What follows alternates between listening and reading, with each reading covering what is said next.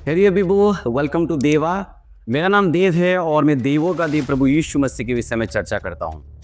आज हम कुछ ऐसे दावों की गहराई से जांच करेंगे जो समय समय पर मीडिया, बुक्स और सोशल मीडिया पर फैलाया जाता है। क्या यीशु मसीह 12 से 30 वर्ष की आयु के बीच भारत आए थे? कुछ लोग दावा करते हैं कि यीशु भारत या उड़ीसा आए, हिंदू या बौद्ध शिक्षाओं से प्रभावित हुए और यहाँ योग या वेदांत का अध्ययन किया। लेकिन क्या ये बाइबल के अनुसार संभव है? क्या कोई ऐतिहासिक प्रमाण इसके पक्ष में है? चलिए इस दावे की जांच बाइबल, इतिहास और तर्क की रोशनी में करते हैं थ्रू दिस वीडियो।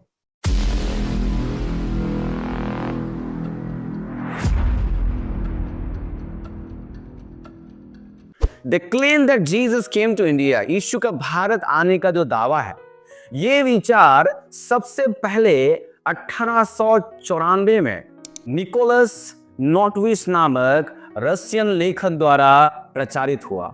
उसने दावा किया कि उसे लद्दाख के एक बौद्ध मठ में एक प्राचीन ग्रंथ मिला जिसमें ईसा नामक व्यक्ति के भारत में रहने का वर्णन है। परंतु जब अन्य इतिहासकारों ने जाकर इसकी जांच की तो मठ के भिक्षुओं ने ऐसे किसी भी ग्रंथ के अस्तित्व से इनकार किया। स्कॉलर मैक्स म्यूलर और अन्य लोगों ने इसे एक धोखा बताया। इसके बाद यह विचार कि यीशु मसीह भारत आए थे न्यू एज, अकल्ट और हिंदू ईसाई मिलावटवादी विचारधारा के माध्यम से फैलाया गया। Now, why the Bible is silent? Because it was not necessary. Bible मौन है यीशु मसीह के 12 से 30 वर्ष की आयु के बारे में क्योंकि यह आवश्यक नहीं था।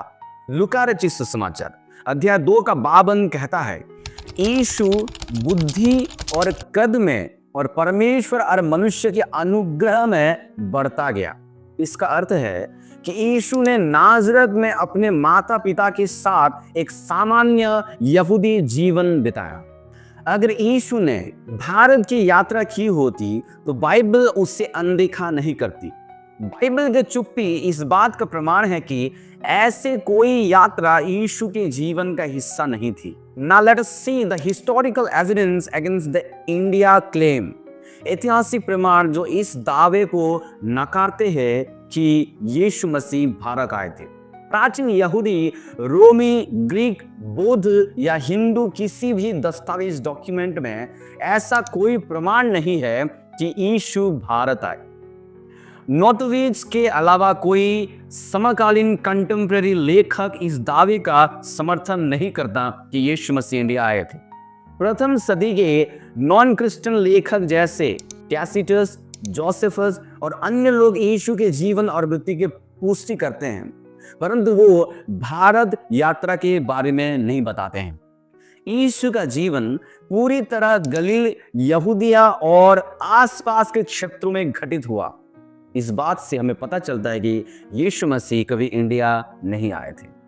Now let us refute the Orissa claim that Jesus came to India and learned from Jagannath pandits. Orissa का जो दावा है, क्या यीशु पुरी में पंडितों से शिक्षा हासिल किए थे?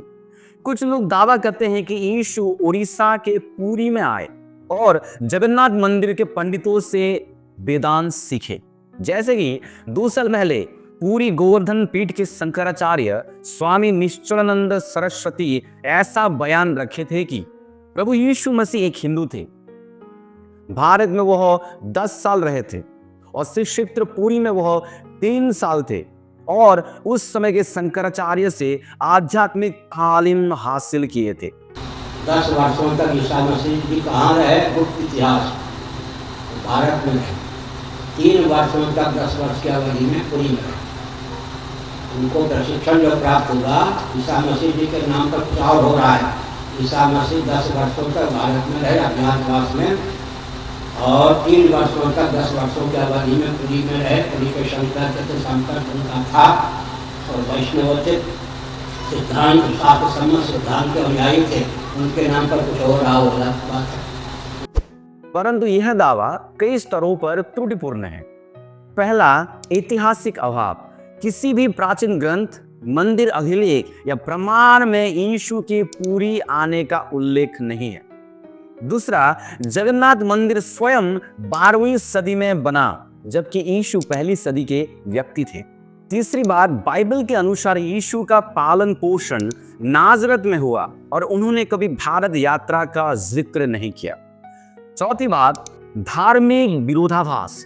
यीशु की शिक्षाएं वेदांत या हिंदू सिद्धांतों से मेल नहीं खाती, जैसे कि पुनर्जन्म, कर्म या आत्मा ब्रह्मा की एकता जैसे शिक्षाओं से यीशु की शिक्षा मेल नहीं खाती। ये दावा इतिहास, बाइबल और तात्विक समझ तीनों स्तरों पर अमान्य है कि यीशु मसीह इंडिया आए थे, कि यीशु मसीह पूरी उड़ीसा आए थे। Another thing that we see that Jesus never taught Hindu philosophy. यीशु ने कभी हिंदू दर्शन की शिक्षा नहीं दी। यदि यीशु भारत आए होते तो उनके उपदेशों में हिंदू शिक्षाओं का प्रभाव दिखाई देता, लेकिन उन्होंने कभी पुनर्जन्म की शिक्षा नहीं दी, कभी आत्मा ब्रह्मा की एकता की बात नहीं की, कभी कर्मा या कर्मफल या मुक्ति की हिंदू परिभाषा नहीं अपनाया, बल्कि उन्होंने कहा, मार्ग, सत्य और जीवन मैं ही हूं, बिना मेरे द्वारा कोई पिता के पास नहीं पहुंच सकता। यूहन्ना 14:6 में लिखा है। यह विशिष्ट और एक्सक्लूसिव दावा किसी गुरु का नहीं, बल्कि परमेश्वर का पुत्र का था। Now what about the so-called tomb in Kashmir? Kashmir में जो तथाकथित कब्र है उसका क्या? रोजेबल टूम जो कि श्रीनगर कश्मीर में है, उसको कुछ लोग यीशु की कब्र कहते हैं, लेकिन यह स्थान 19वीं सदी तक कभी यीशु से नहीं जोड़ा गया था। स्थानीय मुस्लिम परंपरा इसे यूज असफ नामक संत की कब्र मानती थी। कोई आर्कियोलॉजिकल, कोई हिस्टोरिकल या कोई बिब्लिकल प्रमाण नहीं है जो इसे यीशु की कब्र साबित करता हो, पर हाँ, यरूशलेम में यीशु की कब्र होने की प्रमाण है। एक व्यक्ति का 2 जगह कब्र कैसे हो सकते हैं? यीशु मसीह का कब्र श्रीनगर कश्मीर में होना प्रमाण विहीन है, उसका कोई प्रमाण नहीं है। यह केवल एक आधुनिक कल्पना है, तथ्य नहीं।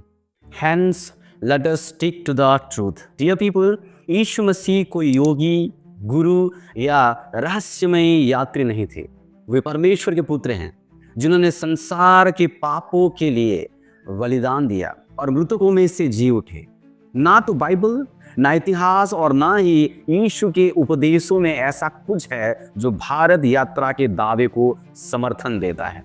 इसलिए हमें काल्पनिक कहानियों पर नहीं, सत्य और प्रमाण पर आधारित विश्वास रखना चाहिए। यदि ये वीडियो आपको इन्फॉर्मेटिव लगा हो तो कृपया इस वीडियो को शेयर करें और चैनल को सब्सक्राइब करें। यीशु मसीह ही मार्ग, सत्य और जीवन है। उनके साथ आपका व्यक्तिगत संबंध ही सच्चा ज्ञान और उद्धार है। Thank you so much for watching. God bless you. See you soon people. तब तक के लिए स्टे ट्यून्ड टू देवा।